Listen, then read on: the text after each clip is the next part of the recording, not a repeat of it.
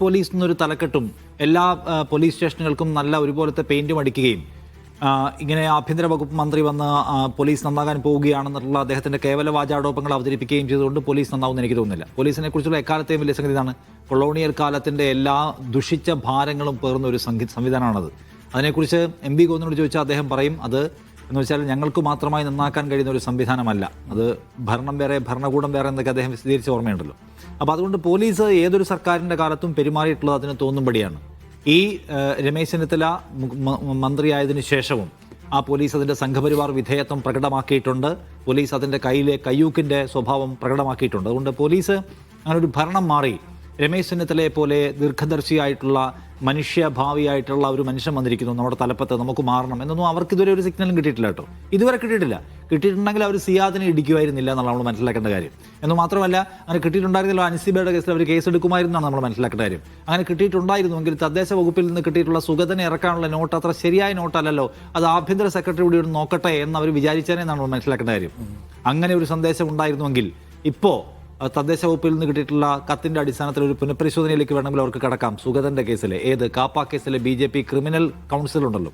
അപ്പോൾ അതുകൊണ്ട് പോലീസിന് UDF സർക്കാർ വന്നിട്ടുണ്ട്, നമ്മൾ ആകമാനം മാറുകയാണ് എന്നൊരു സന്ദേശം കിട്ടിയിട്ടില്ല. UDFനും ബുദ്ധിമുട്ടില്ലാത്ത നമുക്കും ബുദ്ധിമുട്ടില്ലാത്ത പെരുമ്പാവൂരിലെ ആൾക്കാരെ എന്താണ് ഇതിൽ പിടിക്കുന്ന തൂഫാൻ പറഞ്ഞ് പിടിക്കുന്ന പരിപാടിയുണ്ട്. അതിൽ അവർ രണ്ടുപേരും ഓക്കെയാണ്, പോലീസും ഓക്കെയാണ്, രമേശ് ചെന്നിത്തല ഓക്കെയാണ്. അപ്പോൾ അതാണ് ഇപ്പം നടന്നുകൊണ്ടിരിക്കുന്ന കാര്യം. അതിനപ്പുറം പോലീസിനെ നയപരമായി മാറ്റുക പിണറായി വിജയനെ കൊണ്ടൊന്നും നടന്നിട്ടില്ല. വലിയ CPM പറഞ്ഞൊരു പാർട്ടിയുണ്ട്, പിണറായി വിജയനെ പോലെ ഭയങ്കര ഇരട്ട ചങ്കൻ എന്ന് വിളിക്കപ്പെട്ട ഒരു നേതാവുണ്ട്. പറ്റിയില്ലല്ലോ, തൊടാൻ പറ്റിയില്ല.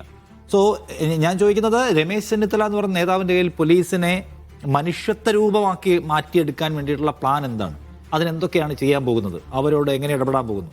അല്ലാതെ മൈ പോലീസ് സ്റ്റേഷൻ ജനമൈത്രി പോലീസിന് പേരുള്ള പോലീസ് സ്റ്റേഷനുകളില്ലേ, ജനമൈത്രി പോലീസ് സ്റ്റേഷനിലിട്ട് ആളുകളെ ഇടിച്ച് അവരുടെ ചോര തുപ്പിച്ചിട്ടില്ലേ, നമുക്കറിയാലോ. അതുകൊണ്ട് പേര് മാറ്റുക, കളറ് മാറ്റുക, വാർത്താ സമ്മേളനങ്ങൾ നടത്തുക, അല്ലെങ്കിൽ ഇതുപോലെ ഡ്രൈവുകൾ നടത്തുക, ഏകദിന പരിപാടികൾ നടത്തുക, സിനിമാ താരങ്ങളെ കൊണ്ടുവന്ന് വിസിലടിപ്പിക്കുക, അതുകൊണ്ടൊന്നും പോലീസ് മാറുമെന്ന് യാതൊന്നും വിചാരിക്കേണ്ട കാര്യമില്ല. പോലീസ് എന്ന് പറഞ്ഞ സംവിധാനം തന്നെ പ്രവർത്തിക്കുന്നത് ഞങ്ങൾക്ക് സവിശേഷമായിട്ടുള്ള കയ്യൂക്ക് അധികാരമുണ്ട് എന്ന മനോനിലയിലാണ്. അതെപ്പോഴും അത് പ്രകടമാക്കിക്കൊണ്ടിരിക്കും.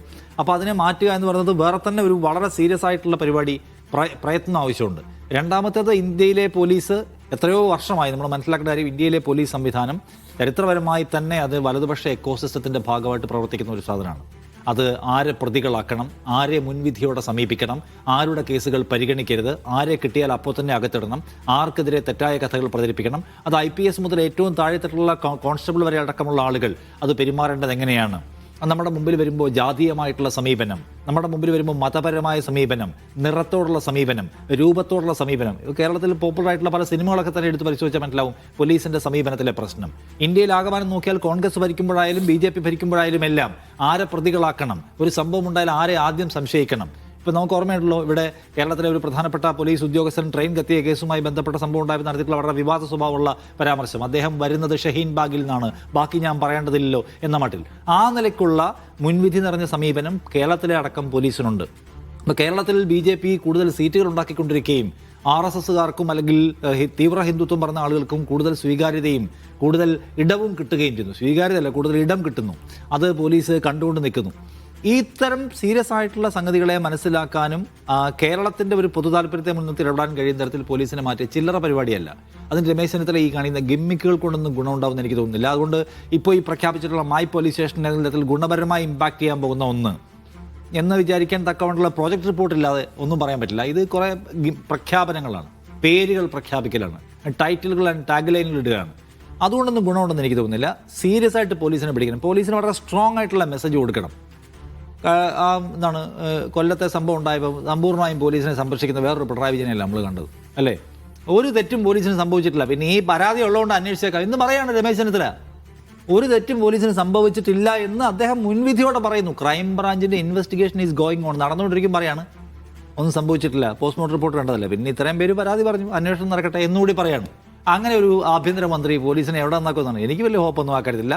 ഞാൻ രമേശ് ചെന്നിത്തല അങ്ങനെ പറയല്ല, പോലീസിനെ നന്നാക്കാൻ ഒരു പരിപാടിയാണ്. അത് നിങ്ങൾ ഒറ്റയ്ക്ക് അങ്ങോട്ട് ഒരു ദിവസം കൊണ്ട് പറ്റില്ല. അതിന് നിങ്ങൾ തീരുമാനിക്കണം, നിങ്ങളുടെ ഭരണകൂടം ഒന്നാകെ തീരുമാനിക്കണം. അത്ര ഒരു വലിയ പ്രോജക്റ്റ് ഒന്നും കാണുന്നില്ല. ഇത് ഒരു ചില പരിപാടി പേരിടൽ ചടങ്ങുകളാണ് ഈ കാണുന്നത് തോന്നുന്നു.